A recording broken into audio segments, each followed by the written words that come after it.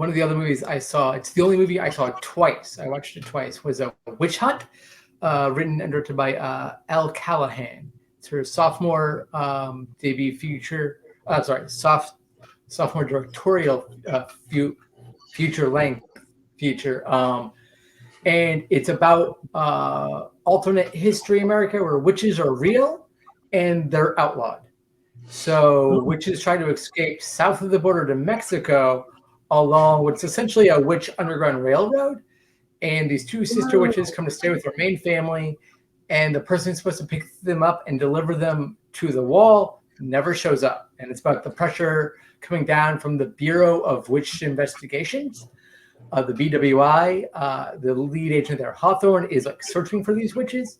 And that's the story. It's filtered through the eyes of a character named Claire, a teenage girl roughly the same age as the older of the two sister witches. Yeah, so the way you're describing it, I'm wondering, is it a big tale that with a very large world, or does it like take place in for the most part, a single location? It takes place in a small town. It's not set just to the house of our family. It's multiple locations. The school, the high school, features very prominently in it. A few pieces around town, like the movie theater, a particular bar, things like that. But a lot of it is at the house or the surrounding acreage. It's not like in a suburb or anything.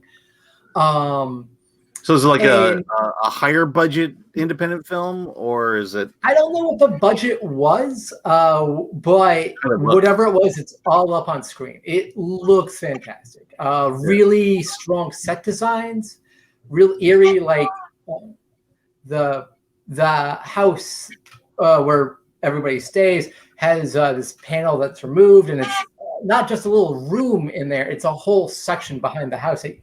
These witches can like hide in and move around and go from room to room in, which is really cool. And then the wall itself is really pretty. People have done artwork on the wall. There's a blue cross that becomes very prominent later on. And the special effects are really subtle for the most part, but they hold up pretty well. So you actually do see witches at work? A little bit, yeah. Sometimes it's like they didn't mean to do something, and sometimes they're intentionally doing a spell. So it looks good, sequence involving water going in and out of a glass. It's really cool. Yeah. So it looked good. So did the story work? I guess that's ultimately what we want to know. Absolutely. The story works really well. I don't want to give too much away. There's a turn with one of the characters you'll know very early on. But it's not really about that. It's about how her relationship with these witches affects everything else she sees and does. And the ending is a little ambiguous, which I really like. I don't want to give that away, but it absolutely works.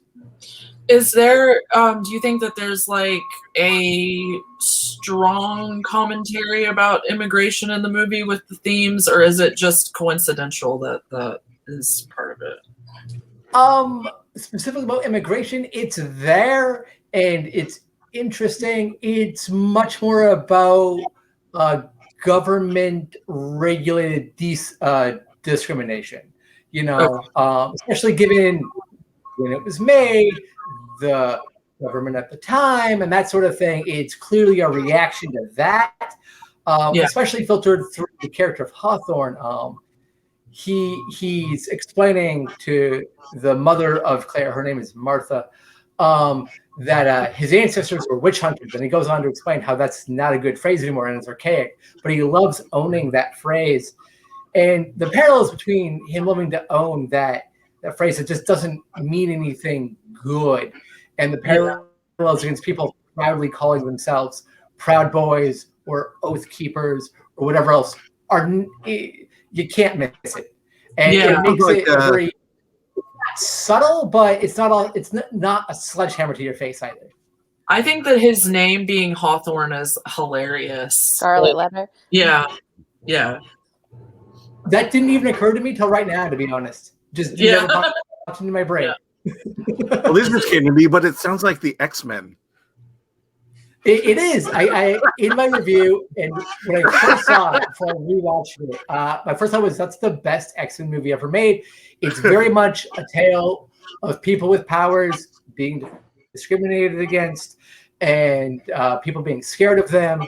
And at its focus, it's what the best X-Men stories, be it comic, show, or movies, do, where it singularly focuses on one or two people's journeys and hones in on their either coming of age or their arc, and seeing that through instead of trying to be a big, expansive adventure, which when the X-Men movies do that is when they fail miserably.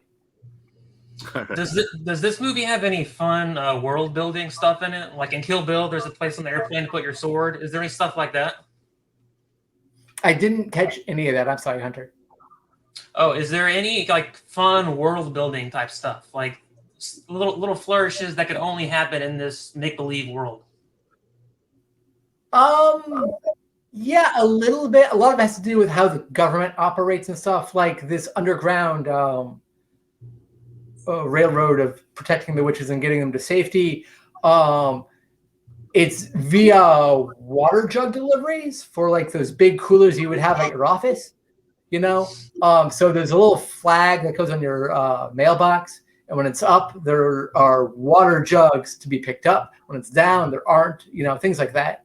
And it's never like the focus of anything, but if you look for it, you can find it. And so the world building is a lot of background stuff with only the necessity being in your face. Okay. Very cool. And what did you give that one? I give that a 10 out of 10. It's the best movie I saw at South by. And I saw a lot of really good movies at South by. This was I know you are a big producer this year of reviews. So